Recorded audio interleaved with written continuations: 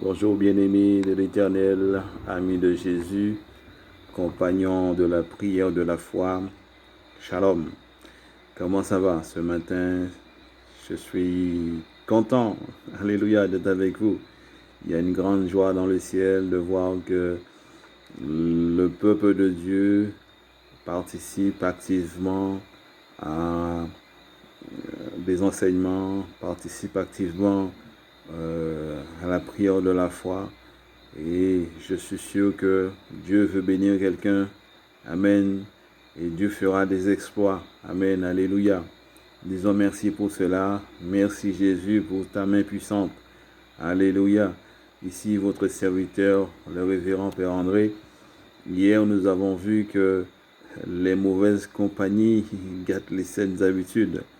Si vous entreprenez quelque chose de très spirituel ou même de profane, hein, et bien si vous avez des personnes toxiques, des personnes négatives qui vous déconseillent, qui vous ne font que vous donner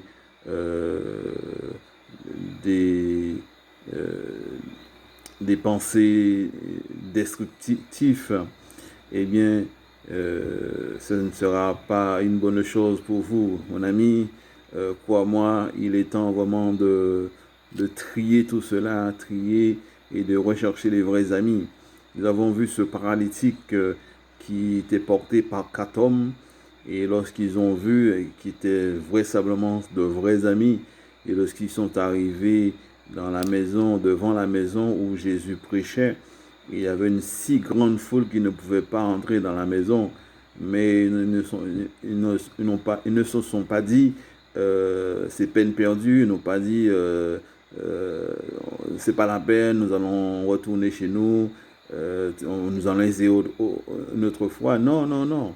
Ils ont persévéré, ils ont réfléchi et ils ont mis leur foi à l'épreuve. Ils ont vraiment mis leur foi à l'œuvre et ils ont dit nous allons mettre en place une autre stratégie.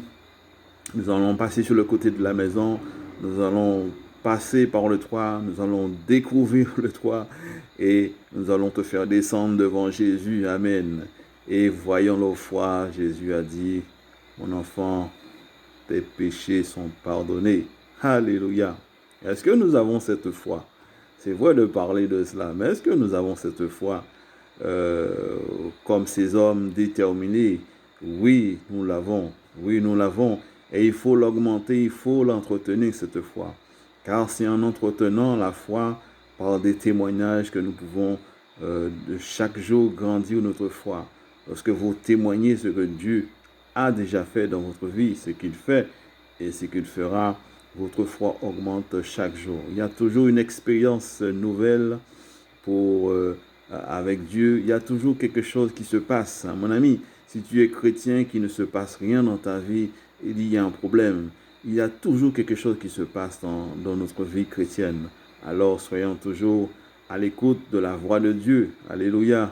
Aujourd'hui, nous allons voir que Jésus guérit le corps, et plus précisément la peau. Mais le corps, voilà, si vous avez que soit la maladie qui touche votre corps, que ce soit au niveau de la peau ou autre, en tout cas, Jésus est capable de faire des miracles car il est vivant. Alléluia. Il revient bientôt. Alors, sans plus tarder, lisons l'évangile du jour qui se trouve dans le livre de Marc, le chapitre 5, les versets 12 à Marc chapitre 5, verset 12 à 16, où Jésus se trouvait dans une ville et il y a un homme qui s'approche de lui et ce n'est pas n'importe quel homme, c'était un homme qui était un lépreux. Lisons ensemble cette histoire et nous allons voir quel est vraiment l'enseignement que nous pouvons en tirer de cela. Que Dieu vous bénisse. Marc chapitre 5, les versets 12 à 16. Jésus était dans une des villes et voici un homme couvert de lèpre. L'ayant vu, tomba sur sa face et lui fit cette prière. Seigneur, si tu le veux, tu peux me rendre pur. Jésus étendit la main, le toucha et dit, je le veux, sois pur. Aussitôt la lèpre le quitta. Puis il lui ordonna de n'en parler à personne. Mais dit-il, va te montrer au sacrificateur et offre pour ta purification ce que Moïse a prescrit, afin que cela leur serve de témoignage. Sa renommée se répandait de plus en plus, et les gens venaient en foule pour l'entendre et pour être guéris de leur maladie. Et lui, il se retirait dans les déserts et priait. Parole du Seigneur. Amen. Alléluia. Encore une guérison divine. Alléluia. Oui, cet homme, c'était un lépreux. Et vous savez, les lépreux, ils sont vraiment en quarantaine. Personne ne veut les approcher parce qu'ils sont contagieux. Et donc, c'était vraiment un cas difficile. Et cet homme, il avait la foi. Il avait une foi extraordinaire. Il ne s'est pas dit, bon ben, je suis un lépreux, je suis quelqu'un qu'on ne veut pas voir, je n'irai pas.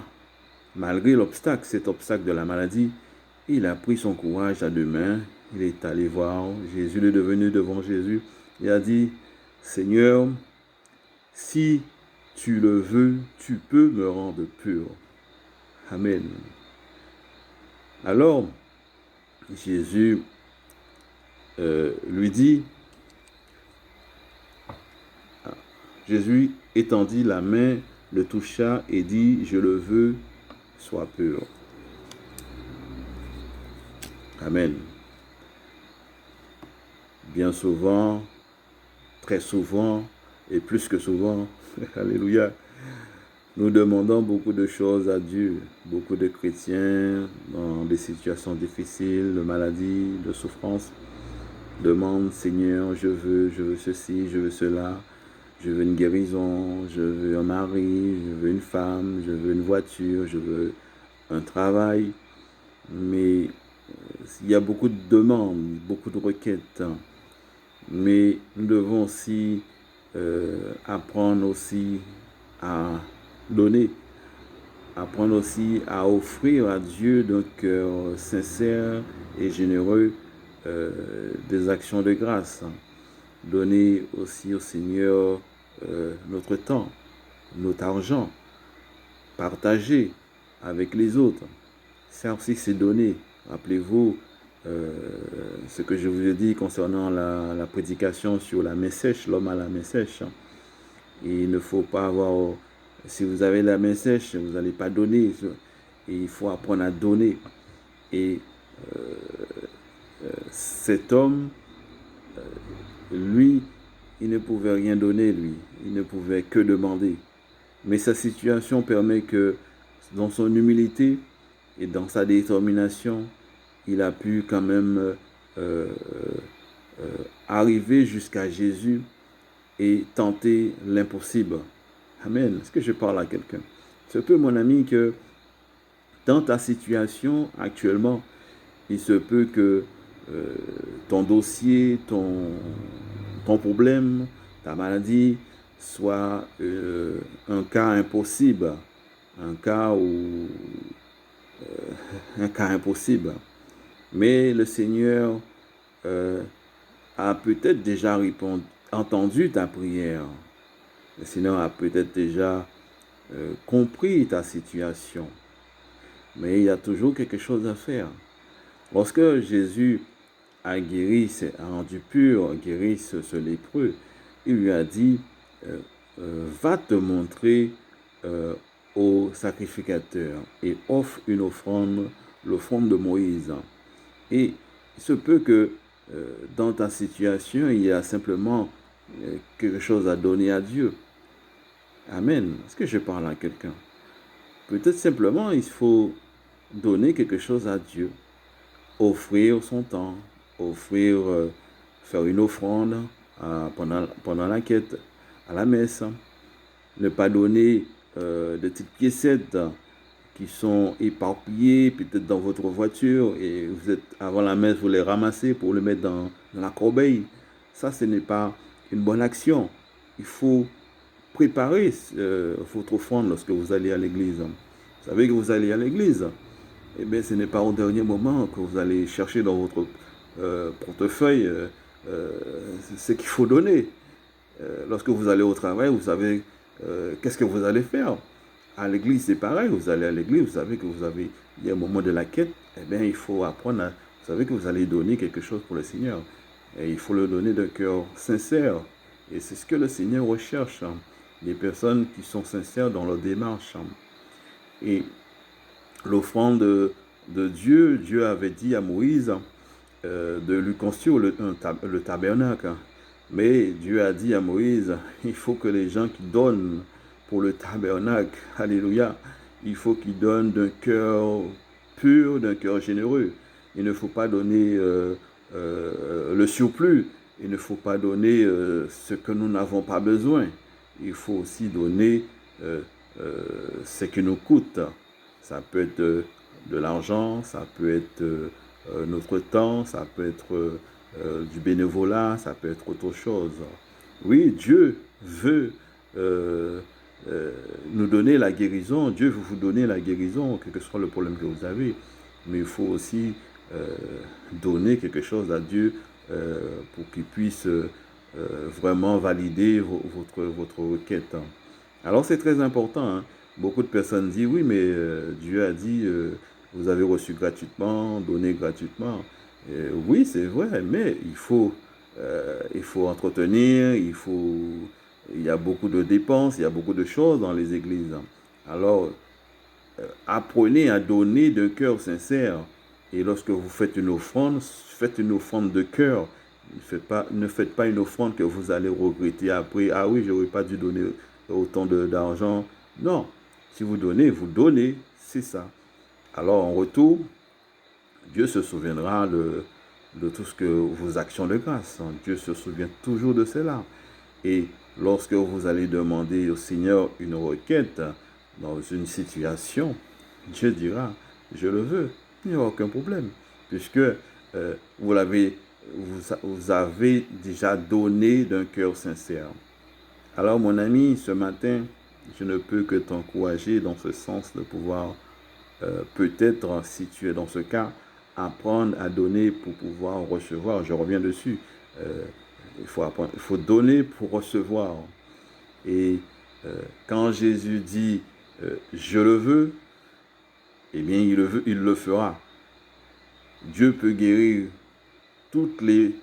le milliard d'humains sur la terre sans problème. Avec toute cette pandémie de coronavirus, Dieu pouvait guérir et Dieu peut guérir tout le monde. Mais ce n'est pas nous qui décidons. Parfois les hommes, je veux, ça c'est le désir de l'homme. Mais le désir de Dieu, c'est autre. Il y a aussi des conditions de pouvoir mettre en place pour recevoir la guérison divine.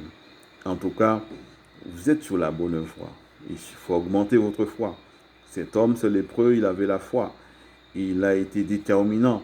Dieu nous dit que ce sont des personnes qui sont déterminées, qui décrocheront vraiment le royaume des cieux. Jésus a dit, ce sont les violents qui vont s'emparer du royaume de Dieu. C'est-à-dire pas des violents physiques, hein, des personnes qui se font violence, hein, dans le sens qui sont déterminés dans ce qu'ils veulent faire. Ils ne se laissent pas décourager par qui que ce soit. Ils ont un objectif spirituel, ils veulent l'atteindre, ils savent que le Seigneur est là, ils savent que le Seigneur écoute leur prière. Eh bien, comme on dit, ils mettent le paquet. Alléluia. Mets le paquet, mon ami. Alléluia. Tout ce que tu fais, fais-le bien. Tout ce que tu entreprends, entreprends-le bien. Ne doute pas que le Seigneur peut te guérir. En tout cas, ta guérison, elle est en chemin. Dieu veut te rendre pur. Oui, Dieu le veut. Amen. Maintenant, prends ta bouteille d'huile. Fais le signe de la croix et suffit sur ta peau, sur ton corps. la partie qui est malade, eh bien tu fais le signe de la croix sur la partie, ou bien tu passes l'huile sur la partie malade, ici sur ta peau, et je vais prier pour toi pour que le Seigneur puisse vraiment entrer vraiment dans dans ce processus de la guérison divine, si c'est la volonté de Dieu. Oui, je crois que Dieu le veut. Amen. Crois-moi, mon ami, le Seigneur t'aime beaucoup. Alléluia. Au nom du Père, du Fils et du Saint-Esprit. Amen. Que le Seigneur Jésus-Christ t'accorde sa guérison aujourd'hui. Qu'il accorde toutes tes prières que tu exauces, que tu as demandées, tout ce que tu as déjà supplié, toutes tes supplications. Que le Seigneur Jésus-Christ étend sa main aujourd'hui sur ta maladie, sur ton corps, sur ton esprit, sur ton âme, au nom du Père et du Fils et du Saint-Esprit. Amen. Que Dieu vous bénisse et qu'il vous accorde la guérison. Amen. Bonne journée.